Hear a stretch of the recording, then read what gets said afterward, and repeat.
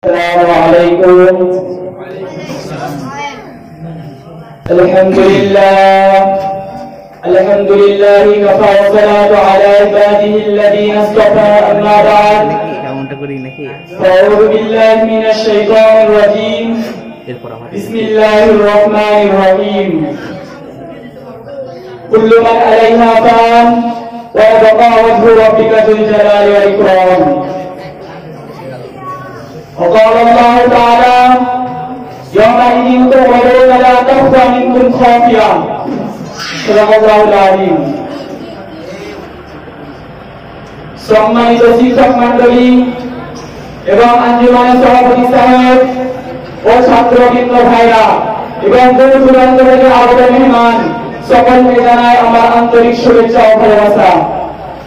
আজকে আমার আলোচ্য বিষয় হলো মুসলমান হিসেবে আমাদের কর্তব্য কি।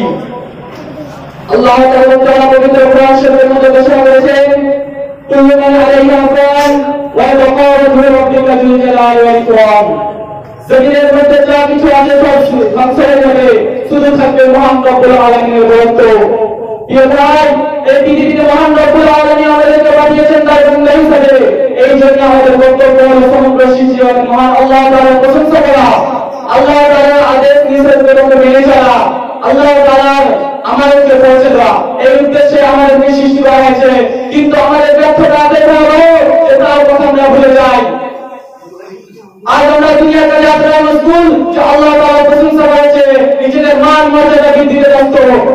কেউ নিজের সম্পদের বড়াই করে বেড়ায়, কেউ নিজের রূপ গুণের প্রশংসা করে বেড়ায়, অথচ আমাদের জীবনের মূল্য লক্ষ্য হলো একমাত্র আল্লাহ তাআলার আনুগত্য।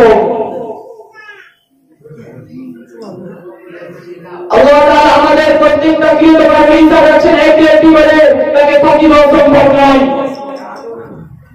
আমাদের সকলকে আল্লাহ তাআলার সামনে দাঁড়াতে হবে। সেদিন আমাদেরকে জিজ্ঞাসা করা হবে তোমরা দুনিয়ার জমিনে যে কি করে এসেছো। সেই দিন হবে বড় পূর্ণ ভয়াবহ।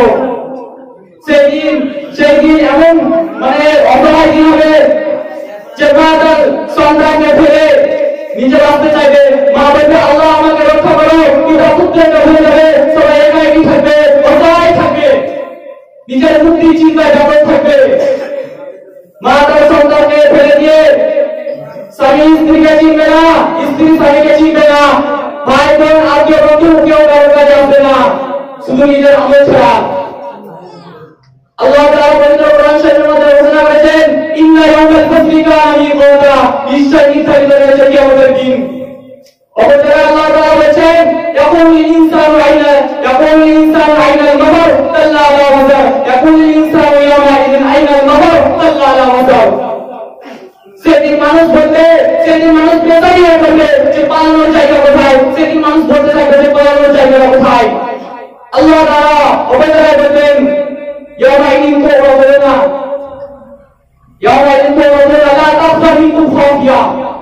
সেদিন তোমাদের এমন অবস্থা হাজির করা হবে যা তোমাদের আজ কিছুই গোপন থাকবে না। মুসলমান হিসেবে আমাদের কর্তব্য কি, আমরা পালন করছি কি? আল্লাহ তাআলা রাসূল সাল্লাল্লাহু আলাইহি ওয়াসাল্লামের দেখার পথ অনুযায়ী আমরা কতটুকু হাঁটছি।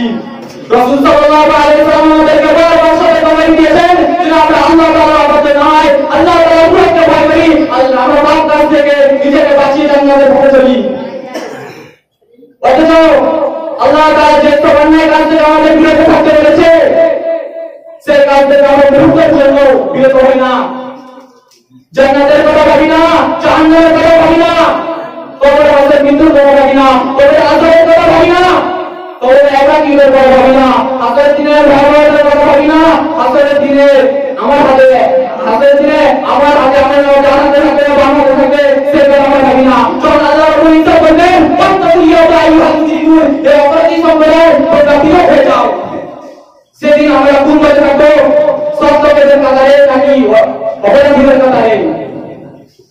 আমাদের চোখের সামনে কত প্রিয়জন অসংখ্য ধন সম্পদের মালিক আজ কবরের বাসিন্দা, কিন্তু তাদেরকে দেখে আমরা সামান্য কিন্তু তাদেরকে দেখে আমরা সামান্য দুঃখ গ্রহণ করি না।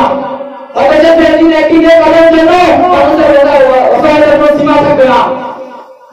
যারা এই সময় সরকারের সাথে এই পৃথিবীতে রাজত্ব করেছে তাদের কবরের কাছে গিয়ে জিজ্ঞাসা করো, এক সময় পৃথিবীতে তোমার সামনে শক্তিশালী হওয়া হবে, তোমার সামনে মাথা ব্যথা করবে, হাত জোড় করে তোমার করুণা চাইতো। আজ কেন তুমি মাটির নিচে পড়ে রয়েছো? আজ কেন তোমার কবরে মাকড়সা চালু হিসাব আছে? কোন সুন্দরীকে জিজ্ঞাসা করো, তুমি তো পৃথিবীর শ্রেষ্ঠ সুন্দরী ছিলে। কোন সুন্দরীকে জিজ্ঞাসা করো, তুমি পৃথিবীর শ্রেষ্ঠ সুন্দরী ছিলে। আজ কেন তোমার কবরে, আজ কেন তোমার কবরে কবরে যাবে মাকড়সা চালু বিছানো হয়েছে? তুমি তো কবরের পানিটা গোসল করতে, তোমাকে সমস্যাটা চাষিবাদী খিলমল করবে। আজ কেন তুমি মাটির নিচে তোমার আর কোনো ছিন্ন বিছানো হয়ে পড়ে আছে? কবরবর্তী জগৎ দিয়ে না, নিজেকে জবাব খুঁজে নিতে হবে। এইখান থেকে শিক্ষা গ্রহণ করতে হবে। আমাদেরকে চিন্তা করতে হবে যে আমাদেরকে যে উদ্দেশ্যে দুনিয়া বানানো হয়েছে সেই উদ্দেশ্যকে আমরা পূরণ করছি নাকি আমরা দুনিয়া মজা নিচ্ছি। আল্লাহ তাআলা আমাদেরকে সকলকে এরপরে আমল করার তৌফিক দান করুন। আমিন। ওয়া আখিরু দাওয়ানা আলহামদুলিল্লাহি রাব্বিল আলামিন। আসসালামু আলাইকুম।